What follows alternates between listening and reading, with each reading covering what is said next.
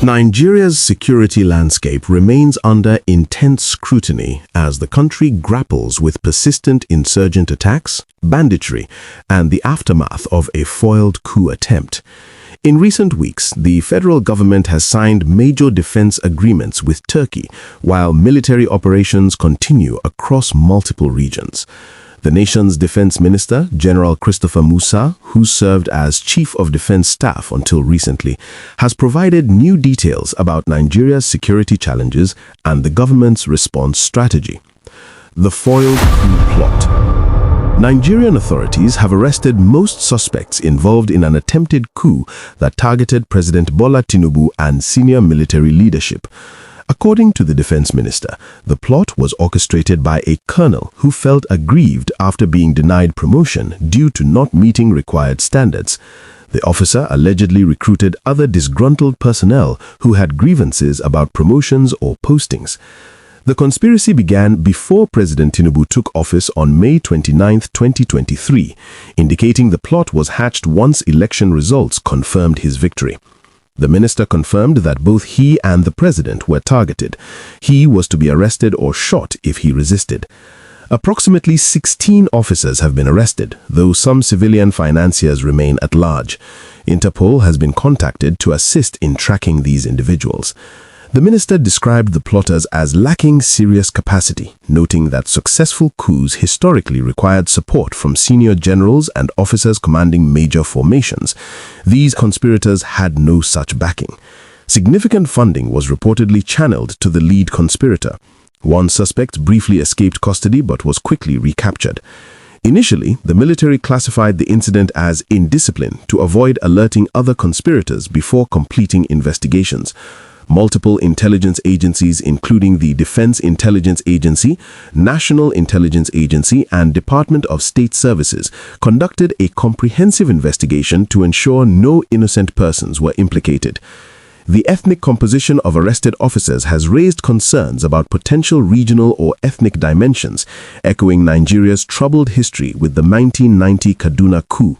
However, authorities maintain the association was accidental, reflecting personal networks of the lead conspirator rather than deliberate ethnic targeting. Military partnership with Turkey. Nigeria has formalized a comprehensive military cooperation agreement with Turkey covering education, training, intelligence sharing, and, crucially, technology transfer for defense manufacturing. The agreement addresses a critical gap. Nigeria's Defense Industries Corporation has existed for 62 years with minimal domestic production capacity. Turkey ranks among the top 6 global producers of military hardware. Unlike other suppliers, Turkish authorities have committed to transferring technology rather than merely selling equipment. The agreement enables co-production of military hardware on Nigerian soil aimed at building indigenous capacity, creating employment, reducing foreign exchange expenditure, and enabling Nigeria to supply neighboring African nations. Nigeria already operates 6 Turkish helicopters. Additional equipment is expected to arrive soon, with pilot training already underway. The agreement includes provisions for spare parts, maintenance systems, and integration with existing American, Russian, and Chinese equipment in Nigeria's arsenal. Intelligence sharing represents another critical component. Turkey's geographical position between Europe and Asia provides access to intelligence on external support for insurgent groups. Nigeria currently operates 1 satellite for surveillance, but it requires 4 days for complete orbit coverage.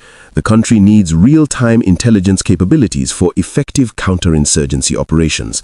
Nigeria maintains its non-aligned status, partnering simultaneously with Turkey, the United States, China, and other nations. Recent American equipment deliveries indicate ongoing cooperation with multiple defense partners. Border security initiatives. The Defense and Interior Ministries are collaborating on comprehensive border control measures. Turkey's experience managing borders with Syria and Iraq using physical barriers and advanced surveillance technology serves as a model. Nigeria shares approximately 1,500 kilometers of border with Niger Republic and 1,600 kilometers with Cameroon, with significant portions in riverine areas. Authorities are evaluating options, including physical fencing in critical areas, camera systems, and drone surveillance. A centralized command and control center is planned for Abuja, with regional hubs to enable real-time monitoring and rapid response. The initiative emphasizes database development to track movements across borders, airports, and seaports. Ongoing insurgency and military operations. Military commanders from terrorist and bandit organizations continue to be killed in the northwest, northeast, and north-central regions. Operations have expanded in Niger and Kwara states to prevent insurgent infiltration southward.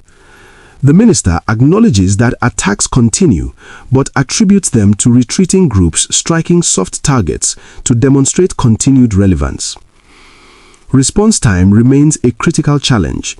In some operational areas, covering 10 kilometers requires 6 hours due to necessary IED detection procedures. Poor infrastructure compounds difficulties. Troops must advance on foot, checking for improvised explosive devices to avoid casualties. The minister cited improved security indicators. During December, Nigerians from abroad stayed through January, unprecedented in recent years.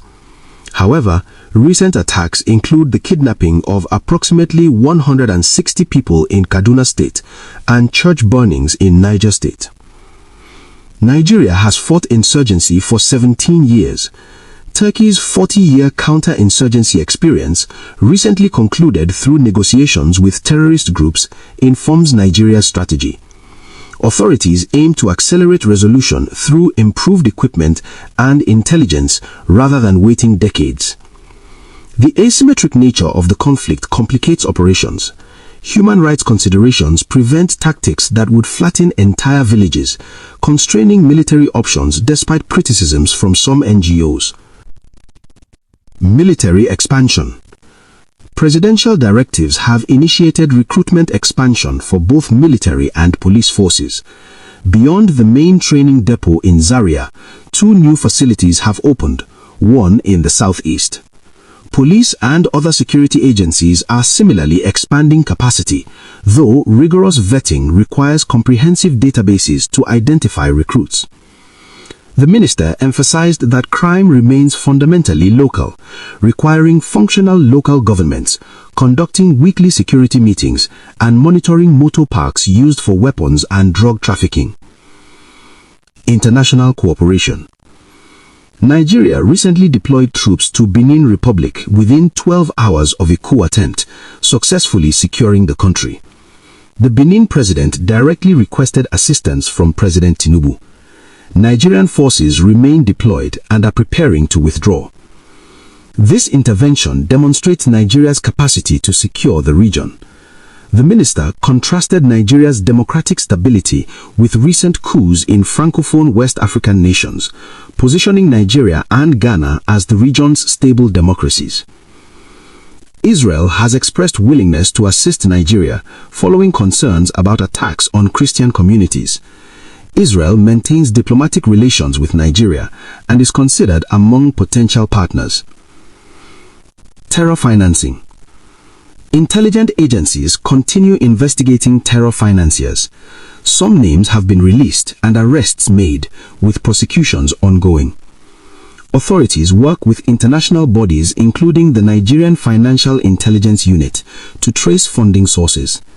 The minister acknowledged difficulties in gathering court-admissible evidence, explaining why public disclosure has been limited. The case of General Uba. Regarding reports of a general's execution by terrorists, the minister clarified that General Uba remains classified as missing in action rather than killed in action because no body has been recovered. Despite video footage, typical terrorist practice involves leaving bodies for recovery. Authorities maintain hope he remains alive and continue operations in the Timbuktu Triangle area.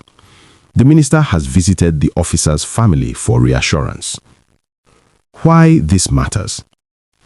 Nigeria faces simultaneous security challenges, preventing future coup attempts, defeating insurgents who have operated for nearly 2 decades, securing porous borders, and building defense manufacturing capacity.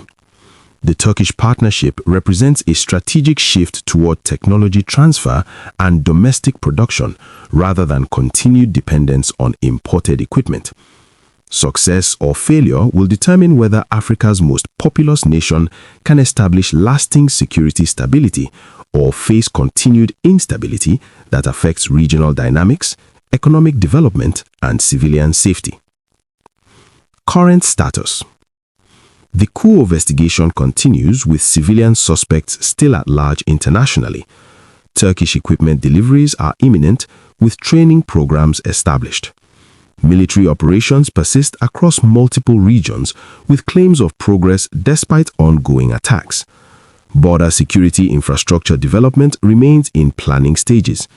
Recruitment expansion is underway but constrained by database limitations. The defense minister, facing speculation about potential political ambitions, including vice presidential candidacy, stated his focus remains exclusively on security responsibilities assigned by the president. That's all for now. See you on the next one.